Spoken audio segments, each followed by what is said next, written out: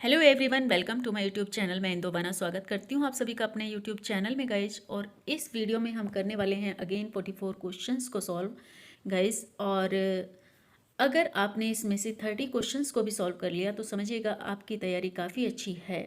और अगर नहीं किया, आपको खुद को बूस्ट करने की ज़रूरत है गाइज। तो चलिए let's check your level by this video. देखते हैं फर्स्ट क्वेश्चन क्या कहता है। Which stanza from did Shelley use in his famous poem Or to the West Wind? जो शैले की एक पोएम थी, फेमस पोएम है और to the West Wind guys. तो उसमें ये किस तरह के स्टेंजा को यूज़ किया है इन्होंने। तो क्या ये राइम रोयल है या ओटावा राइमा है या तर्जा राइमा है या स्पेंसरन स्टेंजा है। तो ये कौन से स्टेंजा को यूज़ किया है, क्या होगा आपका राइट आंसर यहाँ पर गाइस। आप तब तक आप अपना आंसर कीजिए और मैं यहाँ पर बता दूँ आपको।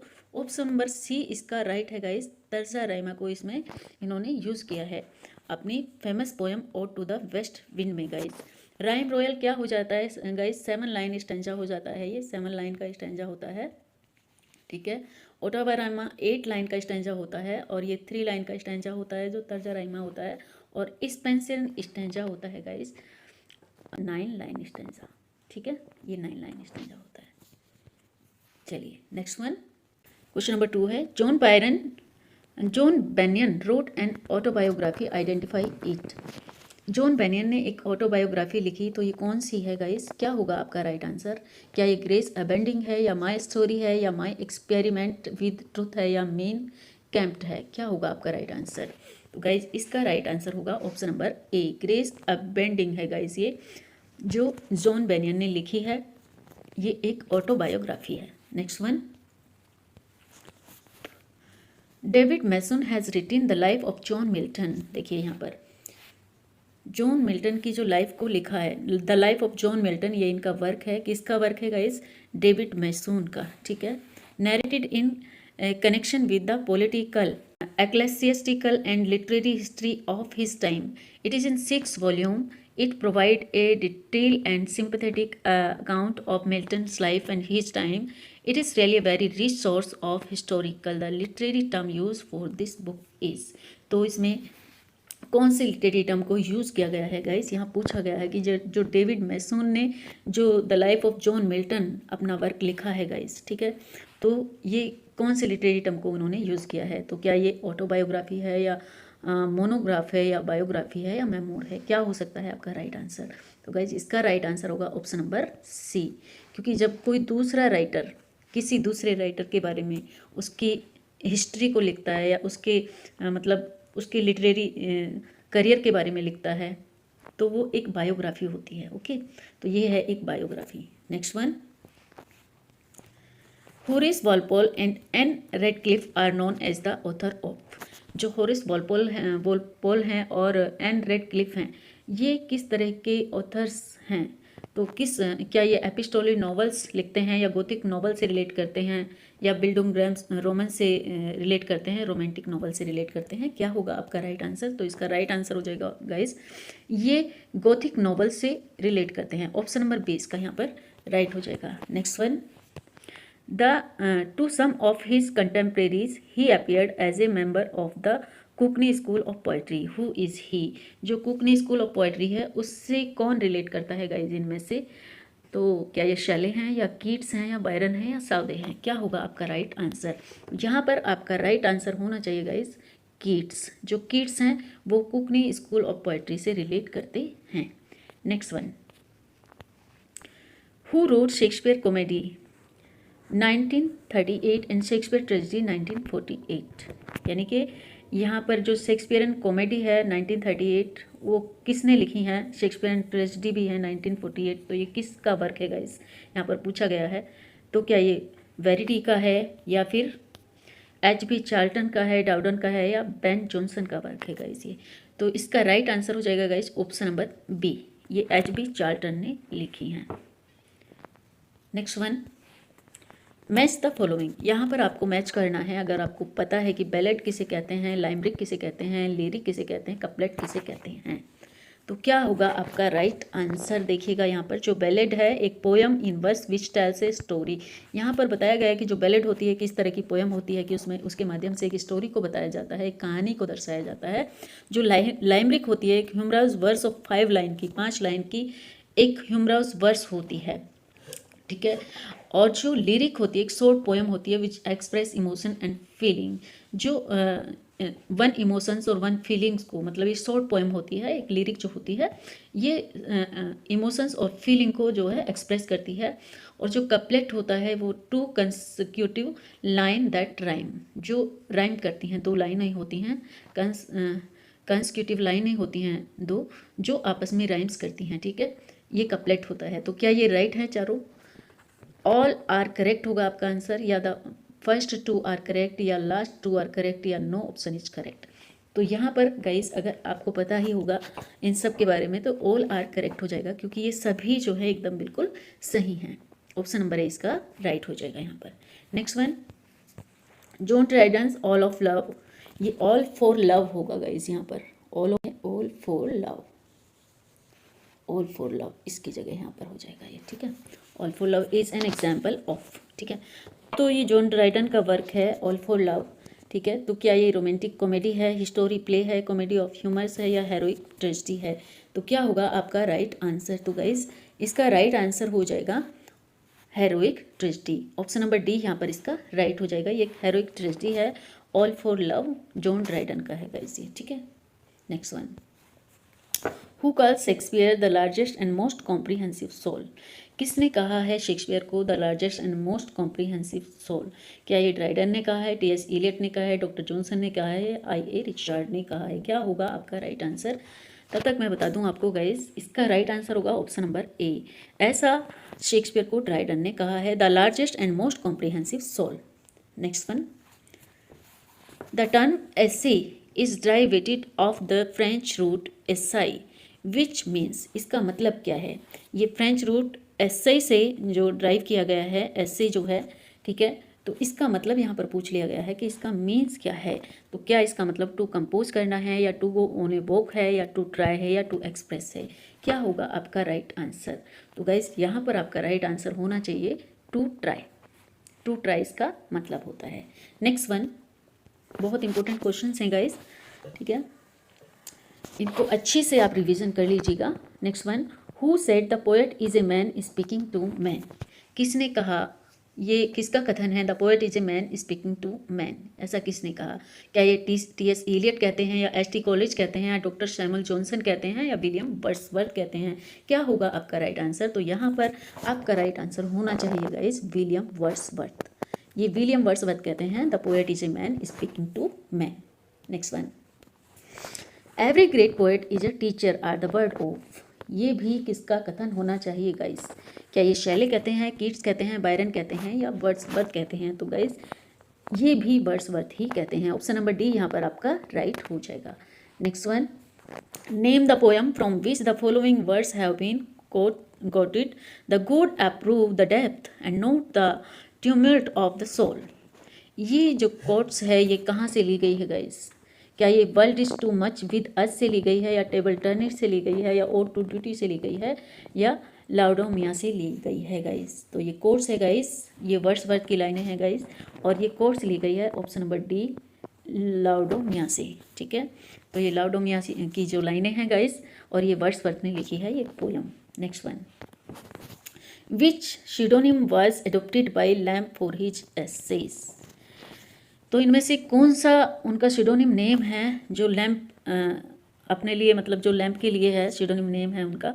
तो ये क्या है? क्या ये इलिया है, चार्लेस है, लैम्ब है, या नन ऑफ दीज है? क्या होगा आपका राइट आंसर? तो गाइज इसका राइट आंसर हो जाएगा इलिया, ठीक है। ऑप्शन नंबर ए इसका यहाँ पर राइट हो जाएगा। इनका pseudonym नेम था लैम्ब का जो इलिया था, ओके। और हम जो टीजीटी में मोस्टली पूछा जाता है तो वो pseudonym नेम पूछा जाता है जॉन गाल्सवर्दी का। आप मुझे कमेंट करके बताएंगे कि जॉन गाल्सवर्दी का pseudonym नेम क्या है, क्या था, okay. Next one, Wordsworth lived for 50 years among the, मतलब 50 ईयर्स तक वर्ड्सवर्थ कहाँ पर रहे थे, सबसे ज़्यादा साल उन्होंने कहाँ पर बिताए थे अपनी लाइफ के। तो क्या ये कम्बरलैंड डेल्समैन है, या एल्फोक्सडन विलेजर्स है, या हॉक्सशेड कंट्रीमैन है, या फ्रेंच रिवोल्यूशनिस्ट, कहाँ पर इन्होंने अपने 50 ईयर्स बिताए। तो गाइस इसका राइट आंसर हो जाएगा कम्बरलैंड डेल्समैन में। ऑप्शन नंबर ए इसका यहाँ पर राइट हो जाएगा। Next one, Wordsworth poem mostly deal with, जो वर्ड्सवर्थ की पोयम है वो किस से डील करती हैं गाइस? क्या ये पॉलिटिक्स से डील करती हैं, सिटी लाइफ से डील करती हैं, रिवोल्यूशन से डील करती हैं, हम्बल एंड रस्टिक लाइफ से डील करती हैं? तो क्या होना चाहिए आपका राइट आंसर? तो यहाँ पर आपका राइट आंसर होना चाहिए option number D, humble and rustic life. Humble and rustic life इसका राइट आंसर हो जाएगा। Next, what caused John Keats death? John Keats की डेथ का कारण क्या रहा गाइस? किस वजह से इनकी डेथ हुई थी? क्या ये मलेरिया से इनकी डेथ हुई थी, या ट्यूबरकुलोसिस से हुई थी, या निमोनिया से हुई थी, या टाइफाइड से हुई थी? क्या होगा आपका राइट आंसर? तो यहाँ पर आपका राइट आंसर होना चाहिए guys option number B, tuberculosis इनकी डेथ का रीजन रहा। Next one, which of the following books was translated by John Keats? John Keats के द्वारा कौन सी बुक है जिसे ट्रांसलेट किया गया? क्या ये एनिट है, इलियड है, ओडिसी है, या वुलकेट है? क्या होगा आपका राइट आंसर गाइस? तो इसका राइट आंसर हो जाएगा ऑप्शन नंबर ए, एनिट। जो जॉन कीट्स ने ट्रांसलेट किया, एनिट को ट्रांसलेट किया था guys. Next one, for which profession John Keats had licence but never practised it? कौन सा प्रोफेशन था जिसकी जो है जॉन कीट्स ने लाइसेंस भी लिया था, ठीक है, लेकिन प्रैक्टिस नहीं कर पाए थे, प्रैक्टिस नहीं की थी इसकी? तो क्या होना चाहिए आपका राइट आंसर? तो इसका राइट आंसर हो जाएगा गाइस फार्मासिस्ट। फार्मासिस्ट की इन्होंने प्रैक्टिस नहीं की, जबकि इन्होंने इसका लाइसेंस लिया था। ऑप्शन नंबर ए यहाँ पर राइट हो जाएगा। Next one, Endymion by Keats is the story of a young shepherd loved by the moon goddess Keats took the story from. जो एंडेमियन है कीट्स की, एक यंग शेफर्ड की स्टोरी है, ठीक है। तो ये टुक द स्टोरी, स्टोरी को कहाँ से लिया गया है गाइस? ठीक है, पूछा गया है कि स्टोरी को कहाँ से लिया गया है। तो क्या होगा आपका राइट आंसर? क्या ये ग्रीक माइथोलॉजी से लिया गया है, या हाईलैंड लॉर से, या कैंटिस टेल से, या रोमन मिथ से? तो क्या होना चाहिए आपका राइट आंसर? तो गाइज यहाँ पर राइट आंसर हो जाएगा ग्रीक माइथोलॉजी। इसका राइट आंसर है ग्रीक माइथोलॉजी से इसको लिया है कीट्स ने, एंडेमियन को, ठीक है, इसकी स्टोरी को। Next one, apart from Tales from Shakespeare, Lamb's work for children only include. Tales from Shakespeare, जो लैम्प्स ने टेल्स फ्रॉम शेक्सपियर अपना वर्क लिखा है, तो चिल्ड्रन के लिए, सिर्फ चिल्ड्रन के लिए जो उनमें है वर्क, तो वो कौन सा वर्क है इनका जो स्पेशली फॉर चिल्ड्रन है? तो specimen of English dramatic poet who lived about the time of Shakespeare, क्या ये है, या ड्रीम चिल्ड्रन है, या चाइल्ड होरेल है, या द एडवेंचर ऑफ यूलिसिस है?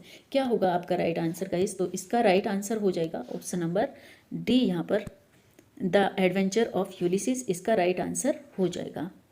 The adventure of Ulysses specially children's के लिए है।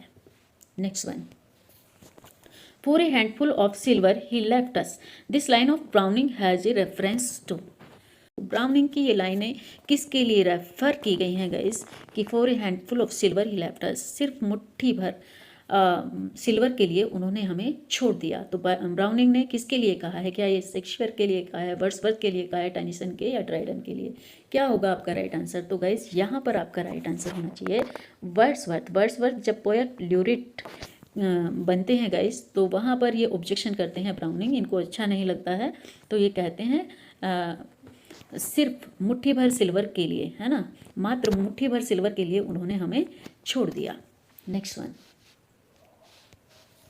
Table Talk is a collection of essays by, ये जो टेबल टॉक है ये किस कलेक्शन है ऐसे का, ये किसने लिखा है? क्या ये चार्ल्स लैम्ब ने लिखा है, थॉमस डिक्वेंसी ने लिखा है, थॉमस मोर ने लिखा है, या विलियम हैजलिट ने लिखा है?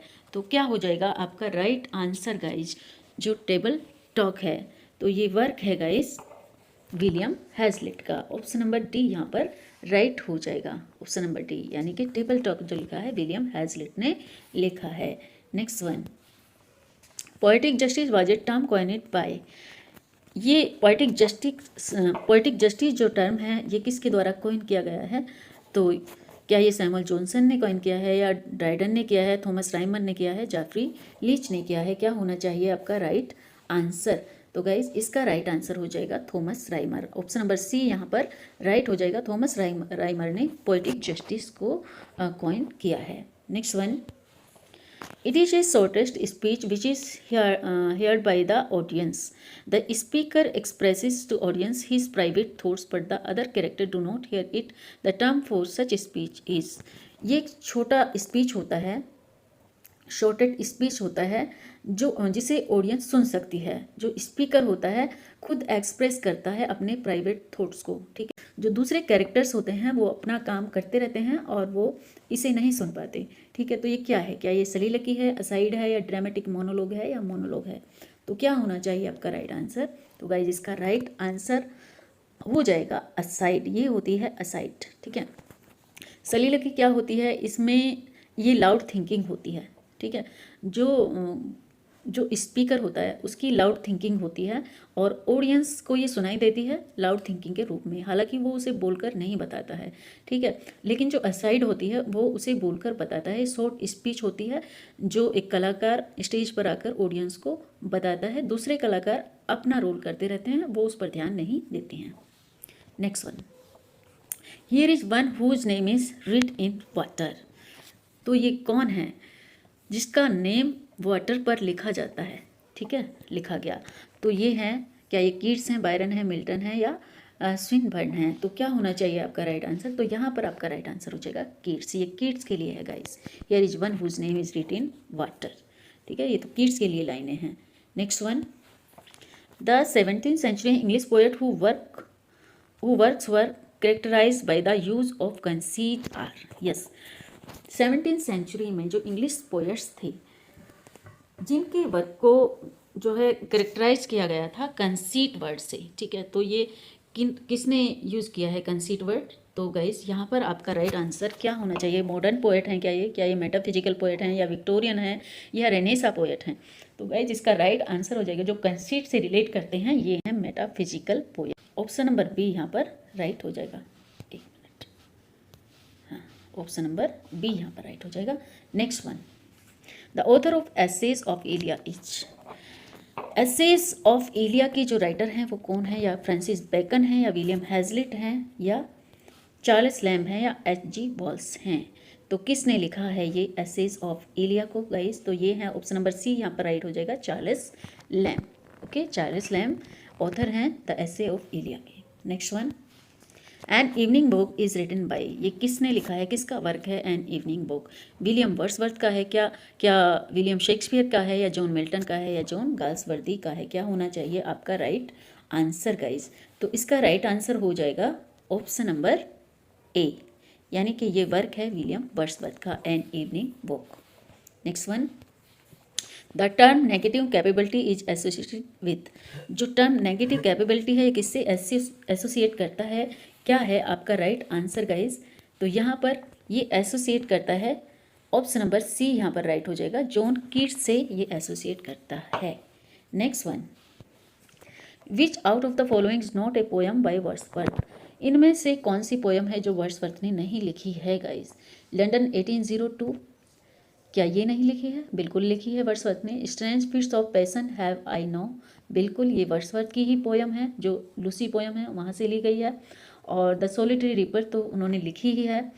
तो ये तीनों पोएम तो वर्ड्सवर्थ ने लिखी हैं गाइज। ऑप्शन नंबर डी यहाँ पर हमारा राइट हो जाएगा, जो लंदन है ये वर्ड्सवर्थ का वर्क नहीं है। तो कमेंट्स करके मुझे ये भी बताइएगा कि ये वर्क किसका है गाइज। कमेंट्स बॉक्स में आपको बताना है कि लंदन किसने लिखी है। Next one, little we see in nature that is ours is a line from. ये लाइनें कहाँ से ली गई हैं कि little we see in nature that is ours? तो गाइस क्या ये टिंटन एबे की लाइन है, या इमॉर्टलिटी और की लाइन है, या डैफोडिल्स की लाइन है, या the words is too much with us की लाइन है? तो किसकी लाइनें हैं गाइस ये? तो ये लाइनें ली गई हैं option number D, the world is too much with us से। ओके गाइस, ये वर्ड्सवर्थ की पोयम है और ये लाइनें इसी से ली गई हैं। Next one, Wordsworth the borders comes under the category of. जो वर्ड्सवर्थ का वर्क है the borders comes under the, ये किस तरह की कैटेगरी में आता है गाइज? क्या होगा आपका राइट आंसर? क्या ये प्रोज ट्रेजेडी है, क्या ये एपिक है, या वर्स ट्रेजेडी है, या ये ऑड है? तो ये क्या है गाइस? तो ऑप्शन नंबर सी यहाँ पर राइट हो जाएगा। ये एक वर्स ट्रेजेडी है। जो द बॉर्डर है वर्ड्सवर्थ का, ये एक वर्स ट्रेजेडी है। ऑप्शन नंबर सी यहाँ पर राइट हो जाएगा। Next one, which of the following is mismatched? यहाँ पर कौन सा वर्क जो है वो वर्ड्सवर्थ का नहीं है गाइस? यहाँ पर देखा गया है सभी वर्क यहाँ पर दिए गए हैं विलियम वर्ड्सवर्थ से रिलेट करते हुए, लेकिन एक वर्क है जो मिसमैच्ड है, उसे हमें फाइंड आउट करना है। तो William Wordsworth the green linnet, बिल्कुल ये विलियम वर्ड्सवर्थ का वर्क है। William Wordsworth to the cuckoo, बिल्कुल वर्ड्सवर्थ का है। विलियम वर्ड्सवर्थ का टू द स्काईलार्क, बिल्कुल इन्हीं का वर्क है टू द स्काईलार्क। और इनका वर्क टू ए स्काईलार्क जो है ये इनका वर्क नहीं है, टू ए स्काईलार्क। तो कमेंट्स बॉक्स में कमेंट्स करके आप मुझे बताएंगे कि ये किसका वर्क है। ओके गाइस, चलिए नेक्स्ट पर चलते हैं। कुछ वर्क आपके लिए भी होना चाहिए ताकि आप जब सर्च करेंगे तो आप जो है इस क्वेश्चंस को जिसको आप सर्च करेंगे वो आपको अच्छी से लर्न हो जाएगा। Next one, who among the following said the child is father of the man? ये किसने कहा है the child is father of the man? ये किसकी लाइनें हैं गाइस? क्या ये पीबी शेली की लाइनें हैं, या टेनिसन कहते हैं, जॉन कीट्स कहते हैं, विलियम वर्ड्सवर्थ कहते हैं? तो गाइस आप सभी को पता होगा ऑप्शन नंबर डी इसका यहाँ पर राइट हो जाएगा। विलियम वर्ड्सवर्थ ने ऐसा कहा है the child is the father of the man. इनका जो वर्क है इंटीमेशन ऑफ इमॉर्टलिटी और उसी के अंदर ये लाइनें दी गई हैं। Next one, who called Shakespeare the largest and most comprehensive soul? किसने कहा है शेक्सपियर को largest and most comprehensive soul? क्या ये ड्राइडन ने कहा है? ये रिपीटेड क्वेश्चन है गाइस, तो ये आंसर हो जाएगा ड्राइडन ही, ये ड्राइडन ने ही कहा है। ऑप्शन नंबर ए इसका यहाँ पर राइट हो जाएगा। Next one, Horace Walpole and Ann Radcliffe are known as the author of? ये भी रिपीटेड है, तो यहाँ पर भी ऑप्शन नंबर बी इसका यहाँ पर राइट हो जाएगा। ऑप्शन नंबर बी इसका राइट है। Next one, poetic justice was a term coined by? ये रिपीट क्वेश्चन कैसे आ गई? ये भी थॉमस राइमर इसका आंसर है यहाँ पर। Next one, Iliad was first translated into English by? जो इलियड है उसको सबसे पहले किसने ट्रांसलेट किया था? ठीक है, तो क्या हो जाएगा इसका राइट आंसर? तो गाइस इसका राइट आंसर हो जाएगा ऑप्शन नंबर बी, यानी कि पोप ने सबसे पहले इसको ट्रांसलेट किया था इंग्लिश में इलियड को। Next one, who among the following was the first poet laureate officially appointed by the British sovereign? इनमें से कौन है जो पहले पोएट ल्यूरेट थे जिन्हें ऑफिशियली अपॉइंटेड किया गया था? तो क्या होगा आपका राइट आंसर? तो क्या ये रॉबर्ट साउदे हैं, क्या ये ड्राइडन है, वर्ड्सवर्थ हैं, या बेन जॉनसन हैं? क्या होगा आपका राइट आंसर? तो गाइज इसका राइट आंसर होगा ऑप्शन नंबर बी, ड्राइडन को ऑफिशियली अपॉइंटेड किया गया था पोएट ल्यूरेट। ओके, ऑफिशियली अपॉइंटेड किया गया था, और जो अनऑफिशियली अपॉइंटेड किया गया था वो थे बेन जॉनसन। बेन जॉनसन को अनऑफिशियली अपॉइंटेड किया गया था। ठीक है, next one, who is the author of Robinson Crusoe? Who is the author of Robinson Crusoe? जो एक वर्क है रॉबिन्सन क्रूसो, ये किसका वर्क है? क्या ये डैनियल डेफोय हैं, या सैमुअल रिचर्डसन हैं, या हेनरी फील्डिंग हैं, या जॉन गाल्सवर्दी हैं? किसका वर्क है गाइस ये? तो ऑप्शन नंबर ए यहाँ पर राइट हो जाएगा। ये वर्क है डैनियल डेफोय का। तो गाइस आज की क्लास थी ये हमारी। आई होप आपको ये क्वेश्चंस पसंद आए होंगे और आपको अच्छे लगे होंगे सभी क्वेश्चंस। तो मिलते हैं नेक्स्ट वीडियो में, और thanks for watching this video. अगर चैनल को सब्सक्राइब नहीं किया है तो सब्सक्राइब कर लीजिएगा गाइस, और मिलते हैं नेक्स्ट वीडियो में जो बहुत इंपॉर्टेंट होने वाली है आपके लिए। तो तब तक के लिए good bye, have a nice day.